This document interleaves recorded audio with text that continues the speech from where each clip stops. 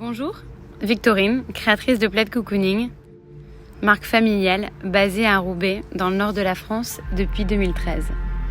Chez Plaid Cocooning, nous choisissons de concevoir des plaids comme nous les aimons. Doux, chauds, moelleux et surtout très cocooning. Pour l'histoire, j'ai toujours été au contact du textile et du tissu d'ameublement par ma grand-mère couturière et par mon père qui vendait déjà des plaids à l'époque.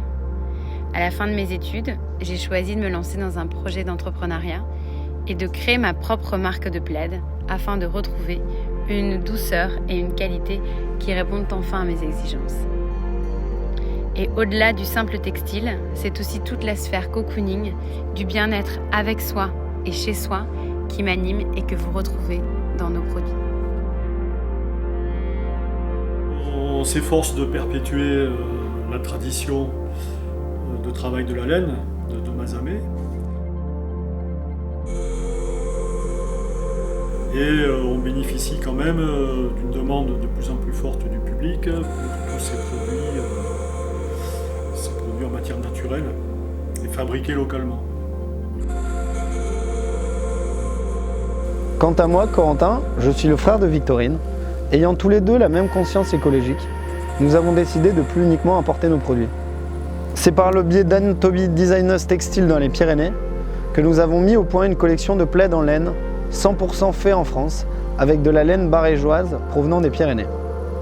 Alors je suis Anne, designer textile et je travaille à valoriser la laine des Pyrénées. Et à travers la collection Plaid Cocooning, je propose des couleurs, des ambiances qui sont illustrées sur une belle collection de textiles. Voilà, c'est le fruit du travail de toute une filière, depuis l'élevage, depuis la tonte, jusqu'au tissage et aux produits finis.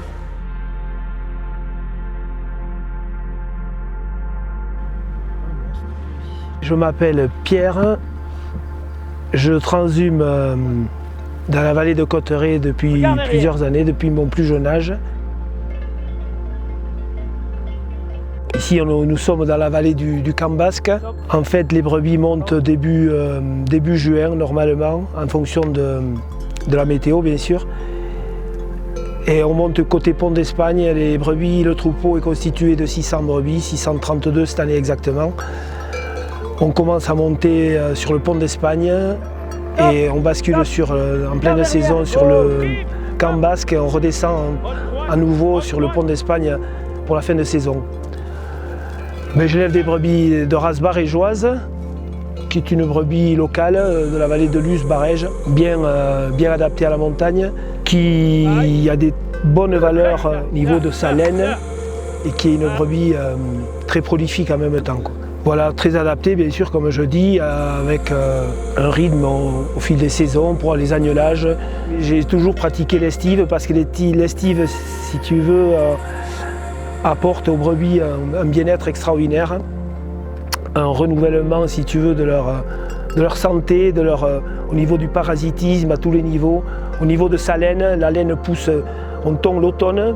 C'est un choix qui a toujours été fait par mon père et par beaucoup de bergers. Certains tondent les brebis le printemps, mais moi par choix je préfère tondre l'automne parce que la laine a poussé tout l'été en altitude.